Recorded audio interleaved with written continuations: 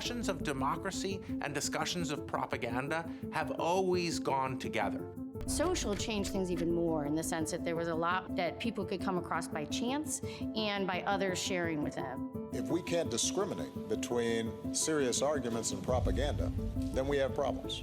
You really need to understand all of our communication tools, all the different types of technology. We have to be able to consume and create using all of them.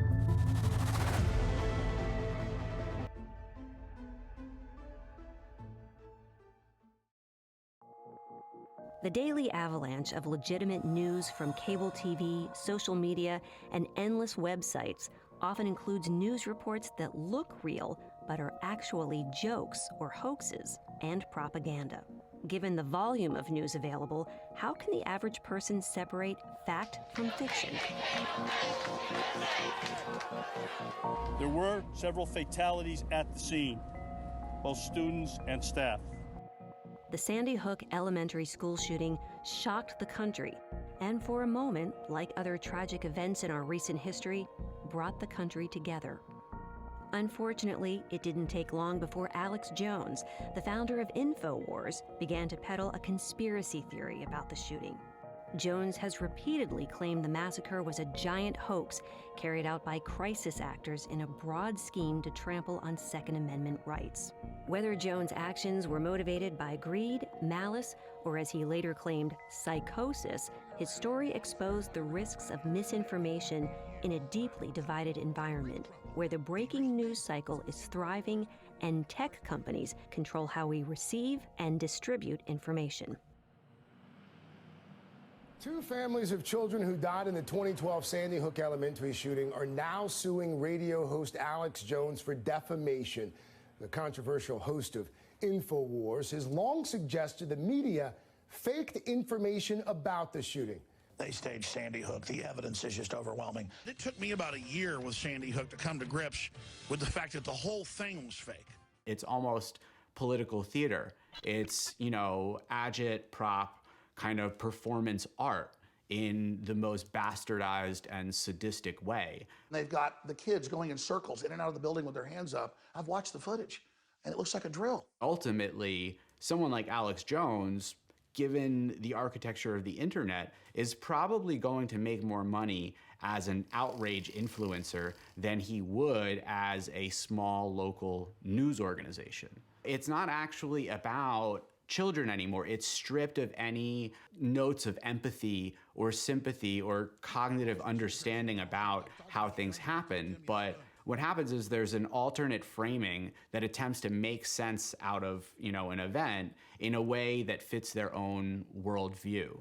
Given how crazy this stuff seems, why is it that people could come to believe it? Shouldn't our reasoning abilities allow us to see that this content is obviously not true? This classic effect from cognitive psychology called the illusory truth effect is the finding that just hearing a statement repeated makes it seem more plausible.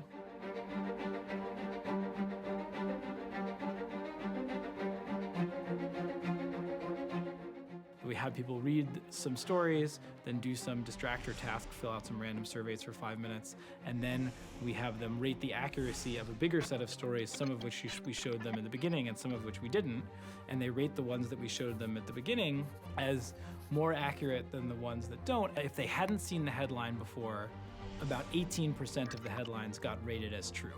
But if they had just been shown it 5 minutes earlier, that went up to 24%.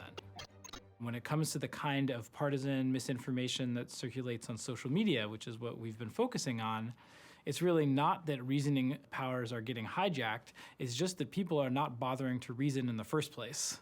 And people are just kind of going with their intuitive gut responses.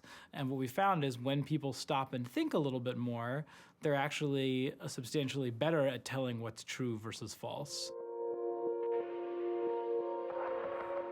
One perspective of fake news when it comes to democracy is that it's just about electoral manipulation. It's about duping voters and trying to steal elections. I think fake news and its effects are powerful, but also much more sophisticated and a little bit more subtle than that. We're here today to discuss online imposters and disinformation. Researchers generally define misinformation as information that is false but promulgated with sincerity by a person who believes it is true. Disinformation, on the other hand, is shared with the deliberate intent to deceive. Members of the committee, thank you for having me here today. As you know, this problem is nuanced and complex. I've been looking at disinformation campaigns for many years. I want to highlight that while we tend to focus on fake content, the most sophisticated actors I have seen operate online actually tend to use authentic content weaponized against their targets. Today, I think there's so many different ways that an organized group can manipulate a conversation. What we use internally is called the ABC framework. And basically what it says is there are 3 different ways in which something could be disinformation. It can be disinformation because it's deceptive actors, right? Perhaps it looks like it's a just normal activist, but in reality it's a Russian military officer. That's a deceptive actor. Or it could be disinformation because of a deceptive behavior, right? Perhaps the actor is exactly who they say they are, but the way the campaign is amplified, the way the message is amplified, is what makes it disinformation. That's when you use a troll farm in order to flood the internet with messages to make it look like there's some collective action, but really there is not, right? It's coordinated. And then there's C for content. Sometimes the content itself is deceptive, right? It could be a fake image, or it could be a fake video, something in which the content itself is the vector for deception. So in reality, it's a lot of different ways to do disinformation.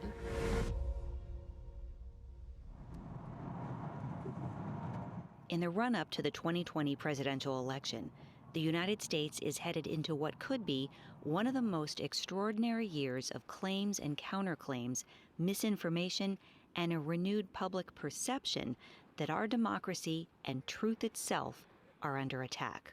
When we asked Americans about made-up news themselves, is that 50% say that it's a very big problem facing the country today. And that places it above things like the environment or terrorism or some of these other major issues. So they definitely see it as a very big problem. They think it's getting in the way of the country being able to function well, of leaders being able to effectively make decisions and do their work, of Americans being able to stay informed about current events. This is not a simple problem, and it's not a new problem. It's the problem that so much of democratic political theory in its 2,000 plus years has been devoted to addressing. Of malicious fake news. We know that the Russians were promulgating fake news through Facebook and other outlets. The expression fake news is a terrible expression and should never be used. Fake news suggests that there's some new thing that wasn't there before. What we face is the problem of propaganda. Propaganda as a concept begins at the very beginning of discussions of democratic political philosophy. In the 20th century, we have propaganda arising in the First World War. In wartime, propaganda is always needed in order to represent the enemy as some sort of uncommon villain that is so beyond the pale and so fearsome that you need to risk your life in order to protect your family. Then we have the National Socialists who turned propaganda into an art form. So the problem of propaganda has always been central to any discussion of democracy, because democracy allows people to say what they want. Plato, in Book 8 of the Republic, says that democracy will lead immediately to tyranny, because democracy has at its core freedom of speech. You can't have democracy without the freedom of speech. How do we deal with this? Consistently with remaining a democracy. So this is the central problem of democracy.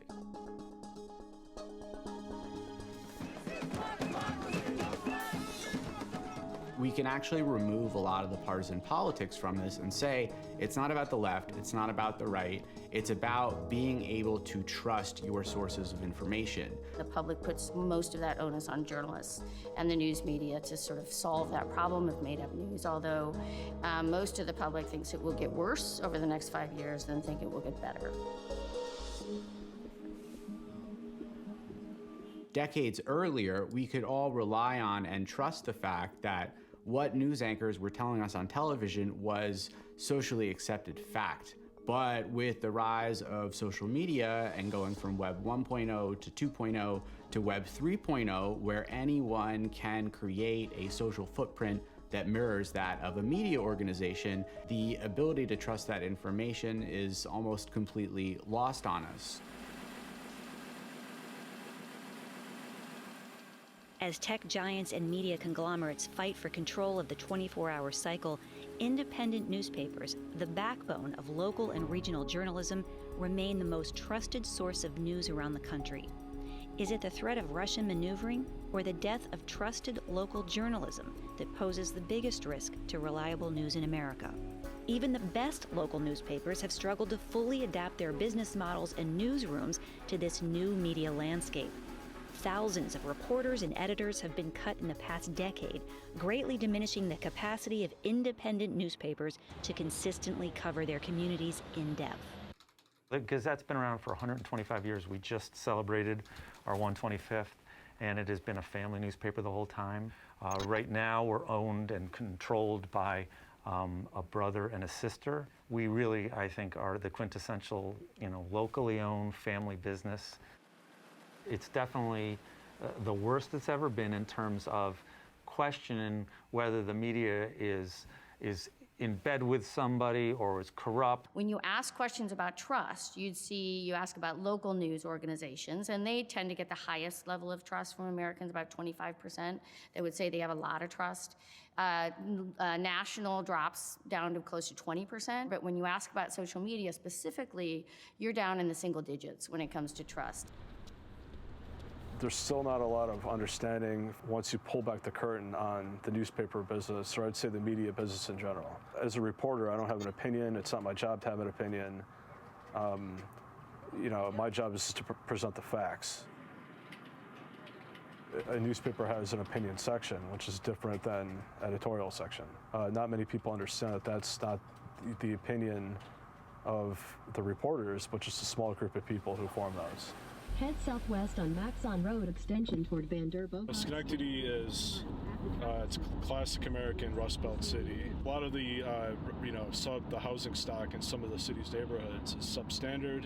We've been reporting on these issues because several prominent buildings have been condemned, and we find that people are still living there despite safety issues. But where can they go if they're lower income? We go to somebody's home because we saw them come out as we're driving by.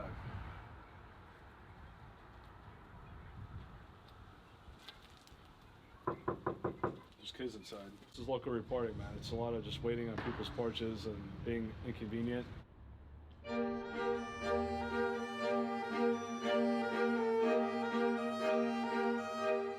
Our paper, like a lot of papers once upon a time, made a lot of profit from our print advertising business. We had tons of very loyal advertisers. There was this shift to digital journalism. We were slow to respond. The digital space in general, when websites were sort of coming about, had a massive change to the way news was structured and sort of breaking up that bundle. But social changed things even more in the sense that there was a lot more that people could come across by chance and by others sharing with them, sort of that network of sharers and the bumping into news, as opposed to sort of one specific time I was going to sit down and take it in through this dedicated, organized fashion. We have fewer resources, that's a reality. We have far fewer editors. And so there's, in many cases in newsrooms, far fewer staff than used to exist. And the news cycle itself has become minute by minute. Breaking news tonight, the drama unfolding on Capitol Hill. We are breaking in on a very busy news day. Busy news night, busy news week. Fast-moving developments on fast-moving fires. Breaking news. And so there's a constant feel the need to stay up to date with whatever is breaking or happening at the moment. And with fewer staff, being able to sort of turn away and spend time on a focused, dedicated story becomes harder for news organizations to be able to do. It would be impossible to understand today's news environment without understanding the role and impact of satire and late-night comedy in the current 24-hour news cycle. Thank you. And what kind of real news have you heard out there? We've always wanted to do an exhibit about the power of satire and free expression in the First Amendment, and this gave us a perfect opportunity to do it. What better moment than the year before a major presidential election to talk about the power of politics and satire. And now, for our continued comprehensive coverage of The Final Blow.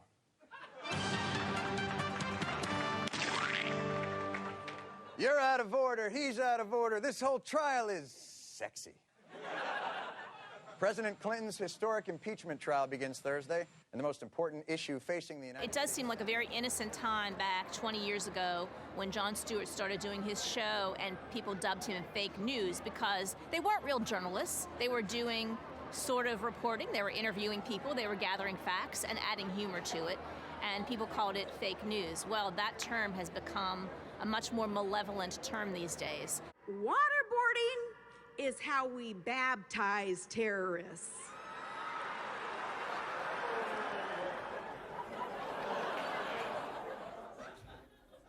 Huh? We started this exhibit actually back at the beginning of our country. British colonists were making fun of British rule and of King George. So sort of that element of wanting to make fun of people in power is part of our American DNA. And so Jon Stewart comes on the scene in 1999 and kind of makes it into a real cult support the facts. Is the story even a legitimate story? You have to ask, what's the source for this information? Does this sound exaggerated? Does this sound ridiculous? And then search a little bit more, review it, and think critically about it. And I think that's what shows like The Daily Show and John Oliver and Sam Bee and Hassan Minhaj are trying to get people to do. Take a look at the facts and then really think about it. Really look at the hypocritical nature that politicians have in some cases. Really ask hard questions about the information that you're getting and about the people who are telling you things. If I walk over there and sit next to Mr. Johnson and carry my phone, does Google know that I was sitting here and then I moved over there? I genuinely don't know without knowing I'm what shocked services. you don't know. I think Google obviously does. Are you familiar with the General Data Protection Regulation by the European Union? I think the fear of what happened with the social media platforms, the fear that people now have of like privacy issues and data mining and all of these things has just led people to find ways to counteract the problems that we're seeing. And a lot of people are turning to media literacy and the media literacy educators and community to be that answer. Okay, so first things first, let's get your folders. It's kind of a new, enhanced version of literacy, right? So it's really asking the question, what does it mean to be a literate citizen in today's world? The idea is that you're teaching people to not just learn how to read and write, but you're teaching them how to be able to negotiate all sorts of media forms. All of our communication tools, all the different types of technology, we have to be able to consume and create using all of them.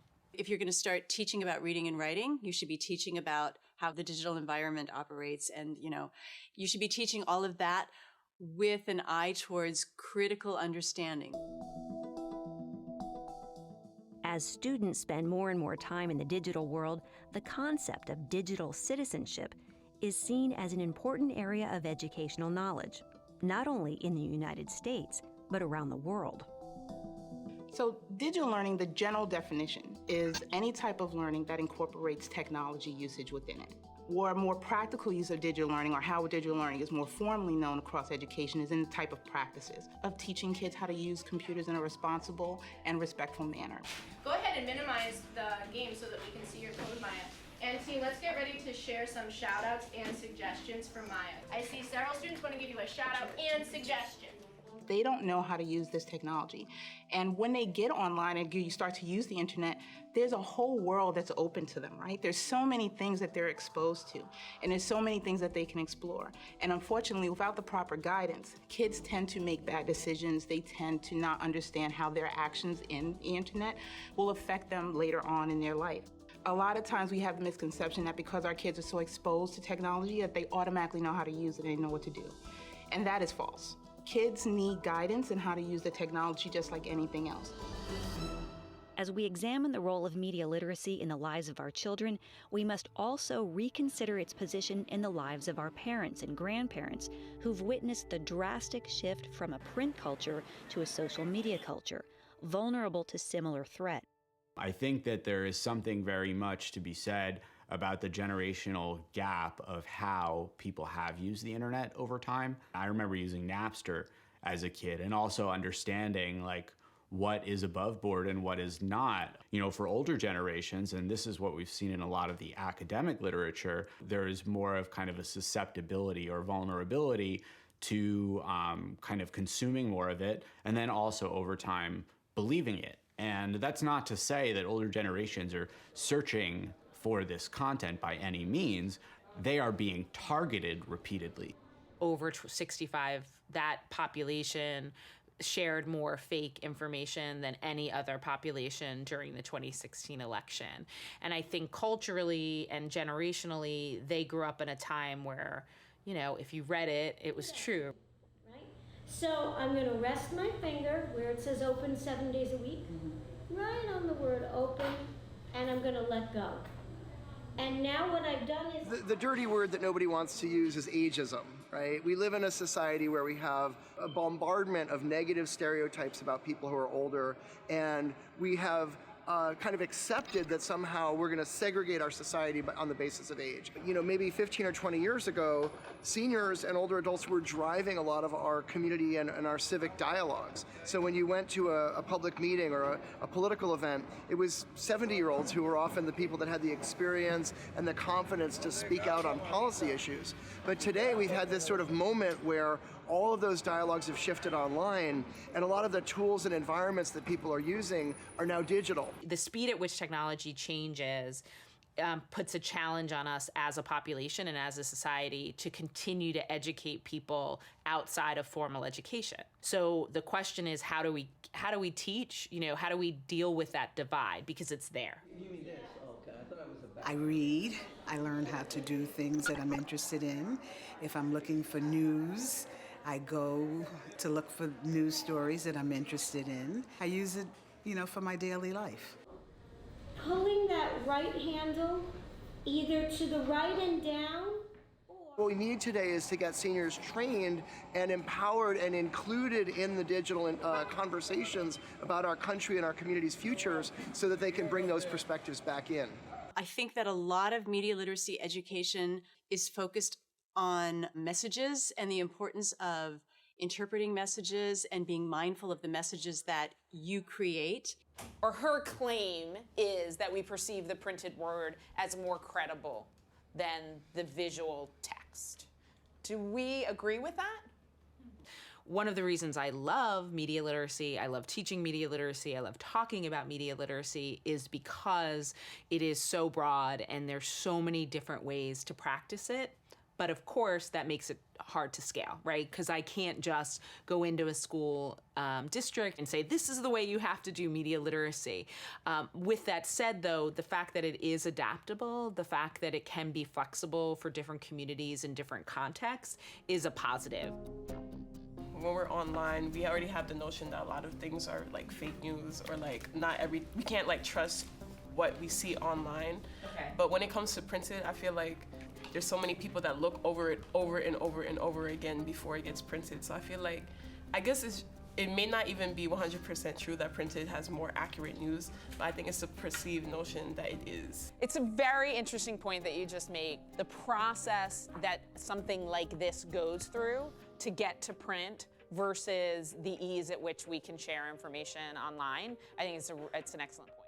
The challenges of scaling media literacy often kind of show up in this idea of, oh, teachers have too much to do. Teachers that are, you know, in elementary school or middle school or high school in the United States have so much on their plate that you can't also, on top of it, give them media literacy to teach.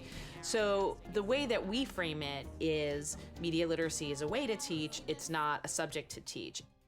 What's been so interesting about the fake news conversation and the misinformation and disinformation conversation is that we're making an assumption that the problem is the misinformation and disinformation. The problem is much broader than that. Even if we eliminated everything that's fake, even if if Facebook could magically, make all the disinformation disappear. We would still need media literacy. We still have so much to understand. We should have always been asking questions around journalism just because. It's hard to unify the country, though, with the news media being so split up. Ever said anything condemning bigoted? him. Has But Trump you ever haven't. said anything bigoted? Doesn't represent. He won't answer that. He does not represent the president, and he doesn't. People tend to be connected to other similar-minded people, and so then that can lead to polarization because if the two separate groups are only talking to each other, they can sort of get feedback loops where they get more and more extreme. If you have two parties in echo chambers, but one party is able to draw some members of the other party into their own echo chamber, then the people that get drawn in, even though they don't like that party, they're more likely to vote in that direction because they think everybody else is going to vote that way. But it is important to point out what is a blatant left-wing double standard in this country. The hypocrisy on the Republican side for the last few years, I can't even fathom. As adults continue to find new ways to disagree, some kids are working hard to learn better ways to communicate and debate the more challenging topics of our time. The New Haven Urban Debate League, a student organization at Yale University, provides free debate and communication skills, critical thinking, teamwork, and advocacy that students will use for the rest of their lives. This practice is a little bit different than most of our practices just because we're done in terms of tournaments for the semester. It's going to be a little bit more laid back. We'll go over what we saw in the last tournament and kind of what we learned, a lot of it. They want to win the round and they want to succeed. So even if that means arguing against something they really believe in, they're going to try their best to see the argument from that side. So I think in that way, the competitive drive is helpful.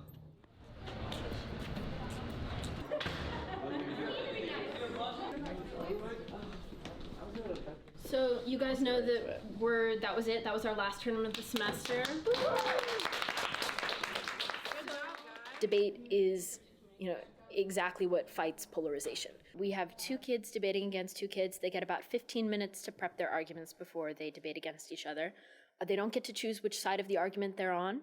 The issues that we give them, we talk about them in advance, but they don't actually know the resolution, what they're actually arguing, until right before the round. Debate is learning about both sides of the argument.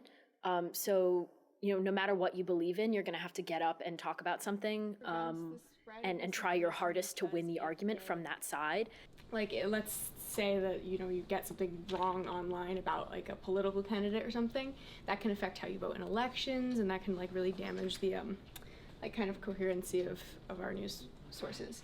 There's a competitive incentive to win, so you're trying your hardest to find the best arguments for and against your position. And our first contention was that banning fake news or censoring fake news destroys the purpose of social media.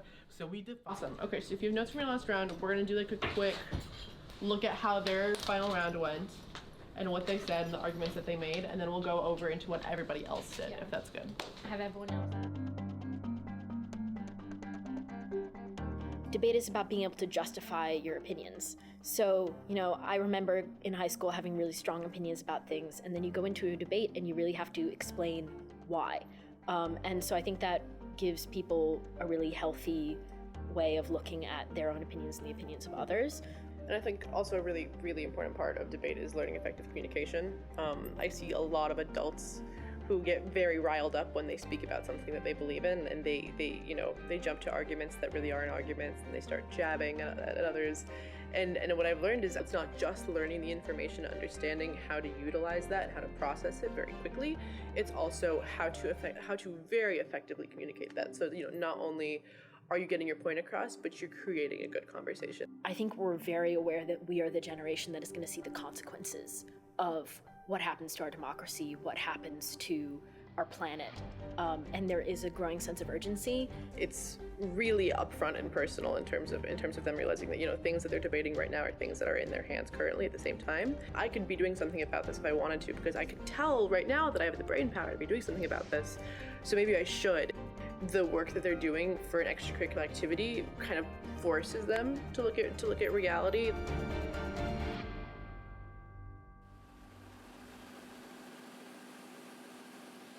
We look around the industry and for lack of a better word, horrified about what we see in terms of involvement of hedge funds or anybody who maybe is interested in the business for a purely business standpoint. The Daily Gazette has about 200 employees altogether. It's a mix of part-time and full-time.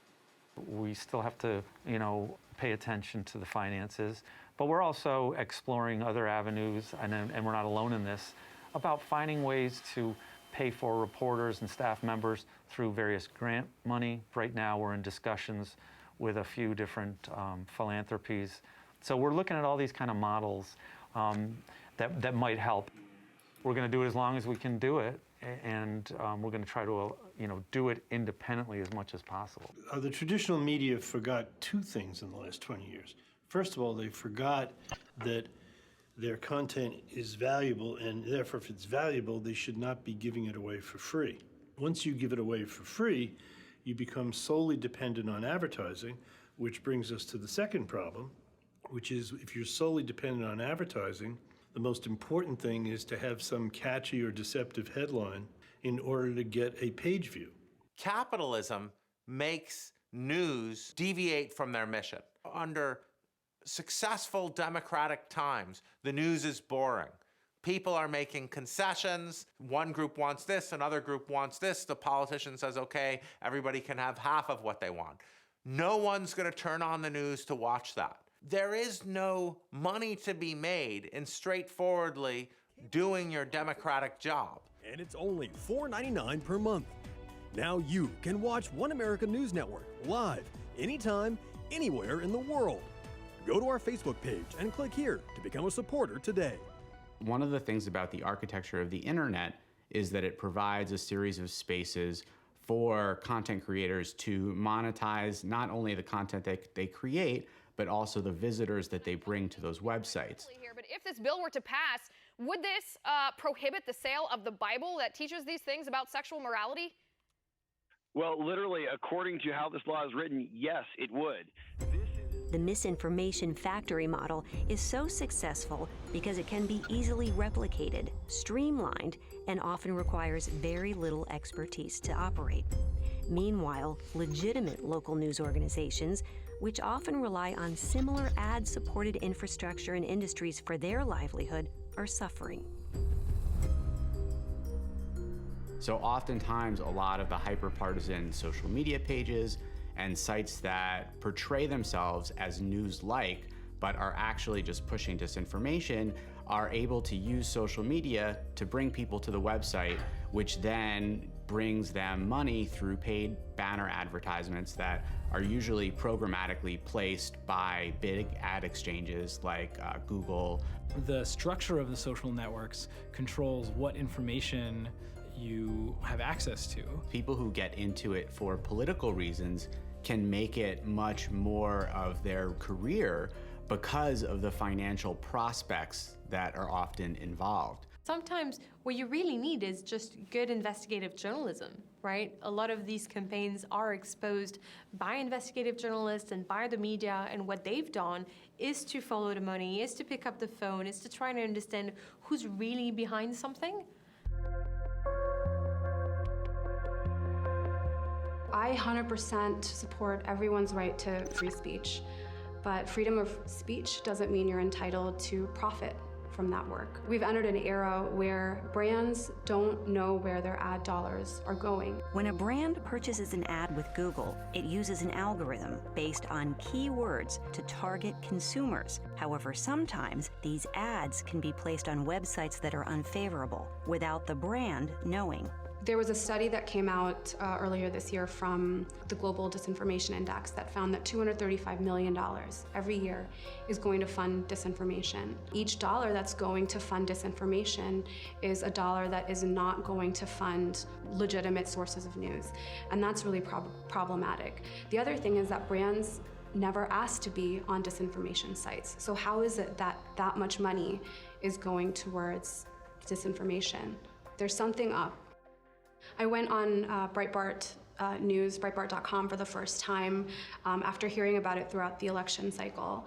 And I wanted to see for myself what this website was about. And when I went on the site for the first time, I was shocked to see ads for brands and companies that I shop with, that I frequent, that I'm a customer of, advertising on this website. And I had a hunch, a very strong feeling, that they had no idea they were on this website. So I started by writing a Medium article, like just a blog post online, bringing attention to the fact, and that's how I met my partner, Matt Rivets, who had already started an account a couple weeks before called Sleeping Giants. We would just take a screenshot of their ad on Breitbart. We would just tweet at them with that screenshot saying, "Hey, did you know you're appearing on this racist website?"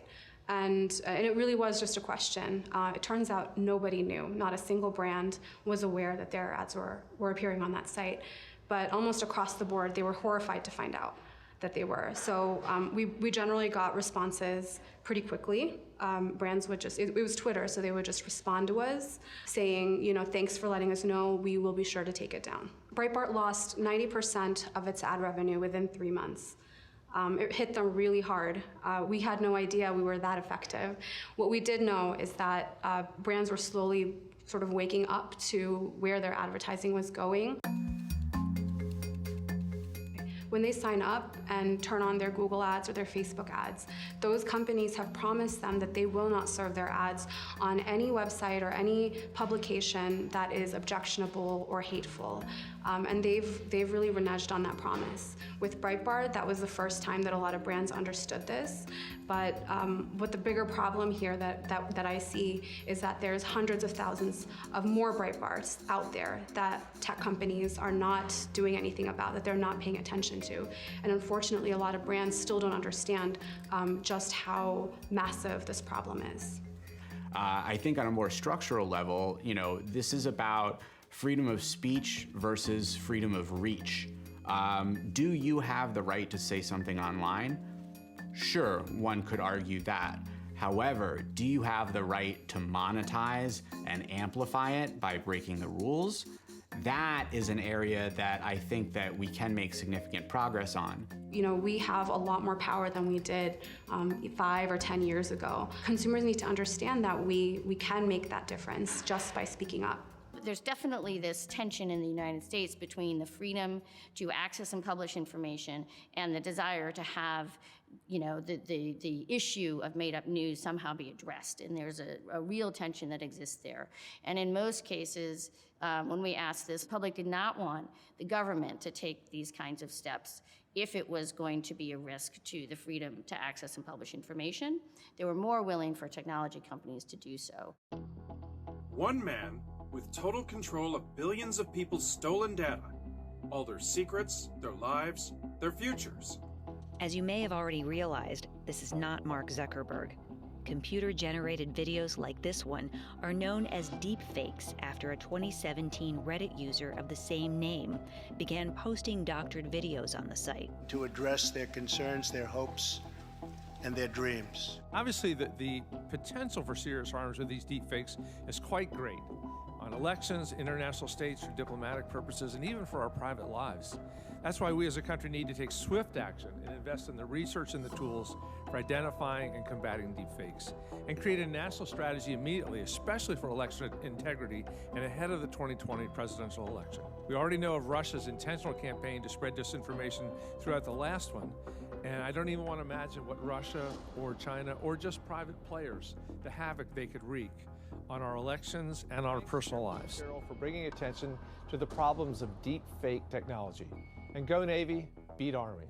So I will say media manipulation is really not a new thing. As I mentioned, we have some examples in the 1860s. That was about 20 years after the first photography was ever made in human history.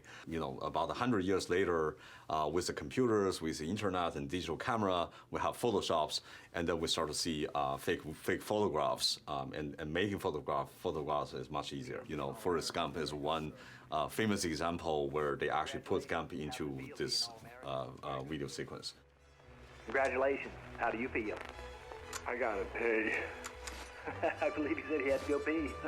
Making fake videos are difficult, but it's also possible. So it's usually what Hollywood big studios can make them with big budgets. My general research interest is in computer vision and machine learning with a special focus on digital media forensics, which is essentially tell if a piece of digital media, including image, video, or audio, it has been manipulated digitally in some way. With the abundance of online media, we share anyone is a potential target of a deepfake attack. Blinking is a subconscious activity that normal person usually blinks between 8 seconds, 6 seconds to 10 seconds. And if you have a longer video that the person does not blink, this probably give us some kind of some cue that this may not be a real video. The face, the head is moving in 3D, but the face is actually pasted on with a 2D transform. And the 2D transform always some discrepancy. Well, I think there's no doubt that this technology gonna grow as the time goes by.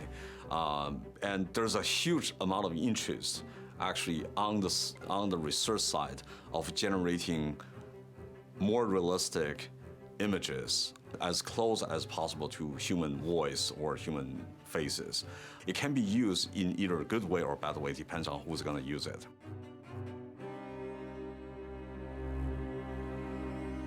It's really hard to give a sense of the growing and global scale of the issue, but here are a few recent examples.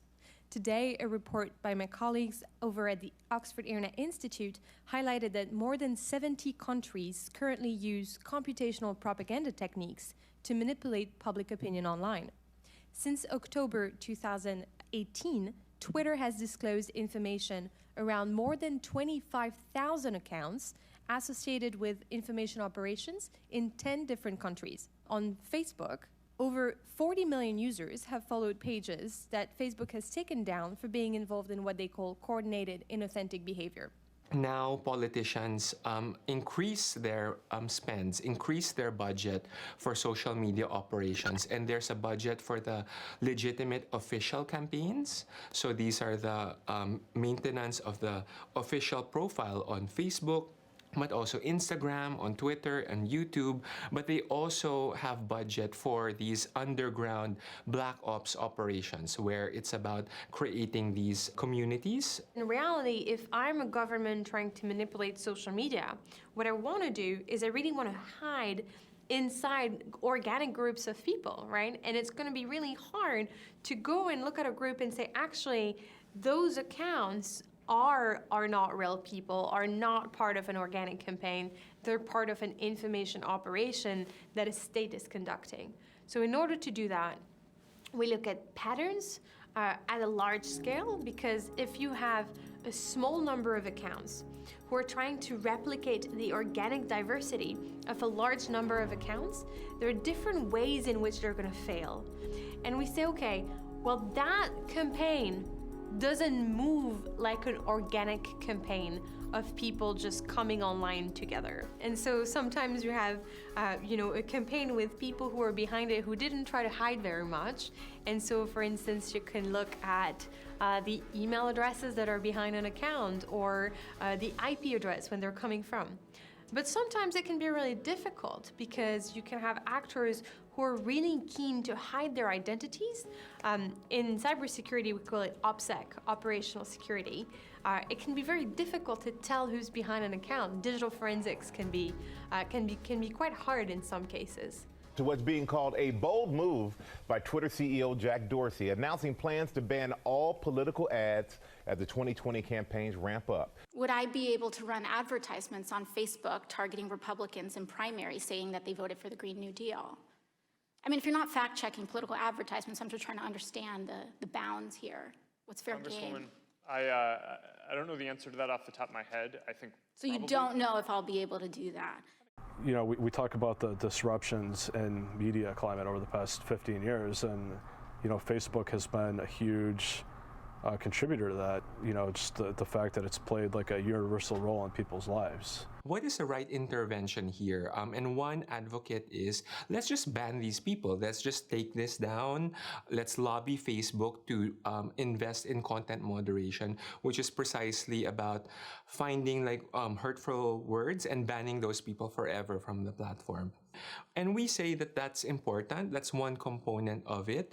But that's also about taking down content and fake news that is already out there. That is already out in the wild, that has already been circulated, right? This could be easily weaponized, particularly in communities, in national contexts, where there's authoritarian aspiring leaders. I think Duterte has taken out all the rules. He has green-lighted extrajudicial executions. He has harassed and bullied opponents. He's insulted the President of the United States and the United Nations. We see this in Malaysia, we see this in Indonesia, Thailand, and the Philippines, where there are attempts to regulate fake news, and the solution to fake news is actually even worse than the actual disease. To actually silence the opposition, to muffle people who are expressing political dissent. And that's why in our research, we're trying to argue against content regulation, which we can't rely on the government to tell us what is fake news or not. And so the trust level, that sort of gut reaction to trusting the news I get on social media is very low. And we also ask about sort of, do you think it's generally accurate or inaccurate? And you have more people that would say it's largely inaccurate. It's majorities that also say it's not really helping me be more informed about the events of the day. But at the same time, they turn to it, and the main reason they say they turn to it is for convenience. You know, there's sort of these caution flags that people may have in their head, but they're definitely still going to use it. In the newspaper, you could skip from story to story, but the default is once you start reading a story, the default thing is keep reading that story. Whereas in social media, the default is get immediately on to the next story, and you have to put in extra effort to then click out, open it up, and go through the story in its entirety. A lot of things in that space come to you as opposed to you needing to seek them out. I think it's hard for the artificial intelligence algorithms to keep up with the continually changing target of what makes something misinformation. Every time we detect a new technique, we see people inventing another technique. What we have been working on a lot is the power of the wisdom of crowds. The classic example of this was, from the early 1900s. At some county fair, there was an ox, and a guy went and had people guess what's the weight of the ox. And any individual person had no idea. Once he averaged the answers of a whole bunch of people, it was exactly right. And this has been shown in all different kinds of domains. And so I think the big question right now is how well does the wisdom of crowds work in identifying fake news and misinformation? But I think that the advantage of the crowd approach is you don't need trained experts. If you're Facebook, for example, you have a lot of money to throw at this problem if you were so inclined. And so you can hire a big crowd if the crowd doesn't have to have any particular expertise or skills. Right now we have the destruction of truth itself. Right now we have people trying to say there is no truth. It's just which side are you on? That's just treating the information space as a complete game. There are always going to be very loud voices on the fringes of both sides advocating things that will generate, conversation. But if we focus on how, they can sustain financial operations by doing this, that's an area that I think that everyone can agree on deserves action. It has to be human first, machine second. On the one hand, there is a role for automation, for artificial intelligence, for machine learning, because the scale of the problem calls for that. But on the other hand, it has to be guided by humans, of course, right? By deep expertise, by people who truly understand the nuances of the problem and the trade-offs that come with it. NewsGuard is a browser plugin currently, and it works on Safari and Chrome and Firefox and Edge, and it's the result of humans looking at news and information websites and trying to figure out whether or not those websites are credible or transparent. What we try to do at NewsGuard is to restore some order and some sense of context. We've hired dozens of journalists who read and review and rate websites. It's a process that typically involves 5 or 6 layers of people, starting with the person who drafts what we call the nutrition label and the rating. These different shields, these are our reviews, and if you hover over it, you can see that we think this website, usnews.com, is generally reliable, and we explain the different criteria, whether it's a yes or no for those things. And we also have a full report. We call it a nutrition label. We've rated about 3,700 news sites in the United States, Italy, France, Germany, and the United Kingdom. And in each of those countries, those sites are responsible for at least 90% of the news and information consumed online in those countries. If you come to a website maybe you're not familiar with, you'll see our red shield. And so we think that this website severely violates basic standards of credibility and transparency. And again, we sort of explain all our rationale for any of those no's. It also shows up in Facebook feeds and Twitter feeds. So if you come across a website and a headline that you've not heard about or don't know anything about, we've probably rated it, and you can, make your own decision if you think that website is reliable or not. What we've designed this whole thing to be is the opposite of an algorithm. First of all, we're completely accountable. All of our work is right there. We're completely transparent. We call for comment if any news site seems not to be living up to even one of the 9 criteria, even if it's relatively minor, we call for comment. The last difference is, unlike an algorithm, we want people to game our system. We want news sites to see, well, gee, if I did this, if I had a corrections policy, for example, I can get a higher score from NewsGuard. And so far, over 600 different news sites here and around the world have changed something about what they do in order to get a higher score. As the volume of data grows, so does the chance of handling misinformation that challenges both the machine and human ability to uncover the truth. So it's really important, I think, to zoom out and look at this problem set as something that's really about consumer protections and access to information. Too many factors, too many viewpoints, too many arguments. But what if there were right answers? What if they've been right here under our noses all this time, and we've been too busy trying to prove ourselves right to notice? The role of consumers is to become more knowledgeable consumers of information, to be more knowledgeable about all those headlines that they see on their newsfeed. That's always the important piece of it. You need to be asking a lot of questions about what it is that you're doing, what are you engaging with, whether it's a written text, a video text, a sound text. I'm hoping that a lot of this resources and strategies is more accessible to all schools, and all schools understand how to implement it better. If we pretend that the problem is entirely new, we will forget the old solutions.